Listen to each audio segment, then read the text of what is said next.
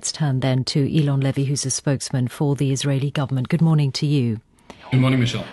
Can you prove that the Al-Shifa hospital complex was a major Hamas command and control center? Israel has now produced abundant evidence that Hamas was exploiting that hospital for military purposes. Just yesterday, we released a video of a tunnel shaft that extends 10 meters underneath the hospital complex. That's more than 2 double-decker buses stacked on top of each other, leading to a 55-meter-long underground tunnel, leading to a blast door with a firing hole. Now, I've been to the Royal Free Hospital in London. I've never seen one of those under the hospital. It's very clear that Hamas was using it for military purposes. Not only that, we also released CCTV evidence of 2 hostages, a Nepali and a Thai citizen. Let's remember October 7th was a crime against humanity, not only against Israel. 2 hostages being manhandled into the hospital in broad daylight.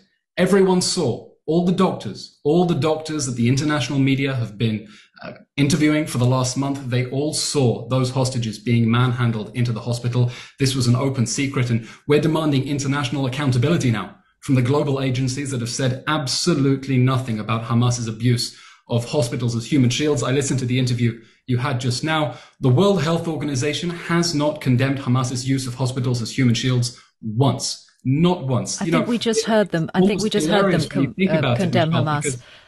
Because the World Health Organization ran a risk assessment at that hospital over the weekend, a risk assessment, and didn't think to mention once that as they were in the hospital, IDF soldiers outside were digging up evidence of Hamas attack tunnels, and that all the doctors had seen hostages being manhandled. Okay. Is it possible that those hostages you're referring to received medical treatment in the hospital?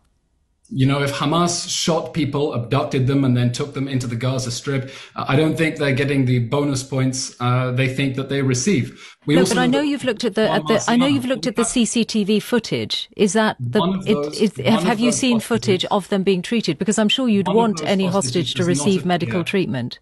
One of those hostages does not appear to be injured, as you said in the bulletin at the top of the hour.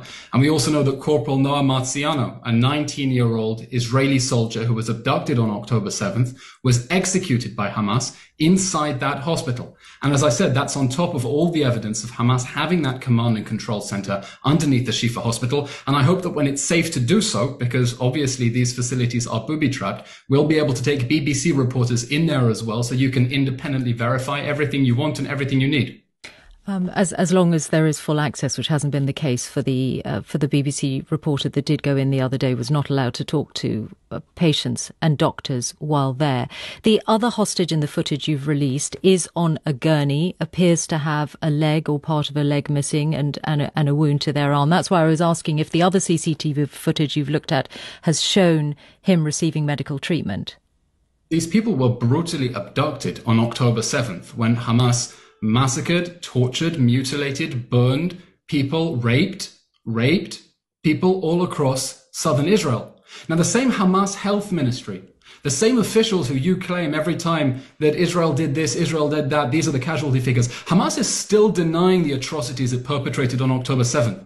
Hamas is still denying that it took hostages at all on October 7th. And these are the sources that you continue to cite. We think it's a terrible shame that Hamas's lies continue to be parroted. And now we're showing the world concrete evidence, literally concrete evidence of tunnels underneath that hospital. And I think a lot of international officials and agencies are going to look very, very, very silly when it becomes clear that for many years they said absolutely nothing about what was Gaza's biggest open secret, that Hamas used the Shifa hospital not only for holding hostages, but also as a command center. The fact that there's a basement underneath the hospital has never been in doubt, has it? Not least because the existence of that, the construction of it, dates back to a period when Israel was in control in the 1980s. I hear what you're saying about the tunnels. All hospitals have basements, but Michelle, if I can add, there was a British doctor who used to work at the Al-Shifa hospital who gave a jaw-dropping interview for France 24, and I hope the BBC is able to interview the same doctor. He said that he was warned that he would be shot if he approached that basement, and that from everyone's hushed tones it was clear to him that Hamas was operating from that basement and was underneath it. I hear what you're saying, and I understand it seems that there's a process of putting proof forward, but there's a principle behind all of this, which is the principle of going into a hospital and a hospital losing its humanitarian status in the first place, its status under humanitarian law. Any attack on a hospital must be in proportion to the military advantage gained? And that's going to be the question that people watching all of this from the outside have in their minds as they look at all of this, because through your actions, and I understand why you are justifying them, but through your actions, a major hospital, in fact, the biggest and most important hospital in this part of Gaza, has been taken completely out of service, apart from the few patients who remain. And we are outraged that Hamas has jeopardized that hospital's humanitarian status and put the lives of so many people at risk by converting it for military purposes. You mentioned proportionality, and I think that's very important. On October 7th, Israel suffered the deadliest massacre of Jews since the Holocaust. It was the deadliest terror attack in world history after 9/11. And after Hamas retreated back into the Gaza Strip, it has promised in repeated interviews to do it again. It is promising a second October 7th. There are hundreds of thousands of Palestinians who live in Gaza, and 2/3 of the casualties are women and children. These are numbers that you are citing from Hamas. These are numbers that you are citing from the terror organization. They're from the Gaza Health Ministry, and I don't know if you have an independent assessment, but in past conflicts, the Gaza Health Ministry, which yes is run by Hamas, the figures they've been put forward have not been any different from the figures that Israel has accepted at the end of previous conflicts. Michelle, they're also consistent with 6 weeks of bombardment.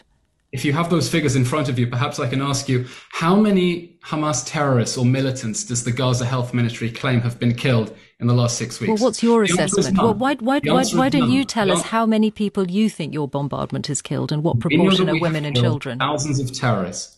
We know How that many? the Gaza Health Ministry, which is Hamas, the Gaza Health Ministry, which is Hamas, has a history of lying and making things up, just like the same Gaza Health Ministry denies that Hamas abducted anyone, took any hostages on October 7th.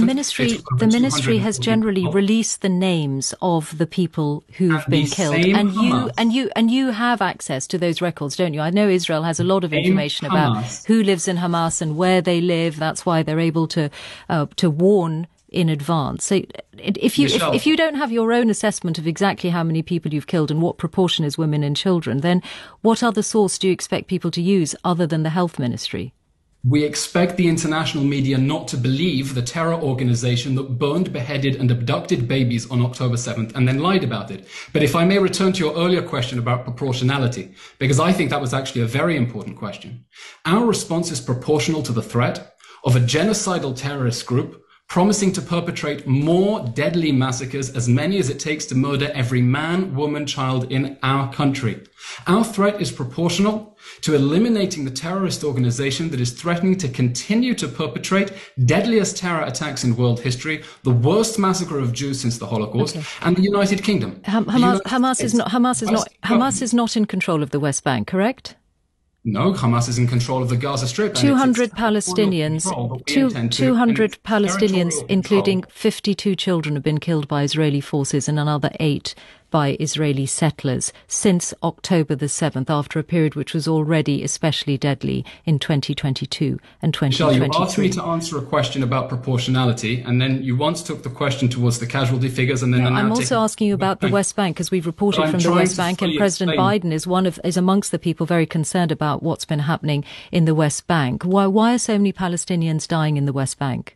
Michelle, you asked a question about Israel's proportionality in our campaign to defeat Hamas in the Gaza Strip in response to the October 7th massacre, and I'm trying to answer your question. And we've spent much of this interview on the subject of Gaza. What's your answer to why so many Palestinians are? Are you satisfied that Israel's response is proportionate, or do I need? Why are so many Palestinians dying in the West Bank? Well, I want to know whether the answer I gave you is satisfactory or whether you would like further clarification. It's not for me to say whether an answer is satisfactory or not. I've just asked you a question about the West Bank. Okay, well, I hope that the answer that I've presented about Israel's proportionate response... Are you not willing to answer questions about the West Bank? The situation in the West Bank is that Hamas has been trying to escalate the conflict beyond the borders of the Gaza Strip, towards Lebanon, towards the West Bank, towards Yemen. We are doing everything we can to try to contain that conflict so it doesn't escalate further as Hamas tries to escalate it and widen that conflict. 200 Palestinians, including 52 children, have been killed by Israeli forces in a preemption of Hamas trying to move in there? Is that what you're saying? No, these figures are clearly deeply upsetting. I'm not familiar with the individual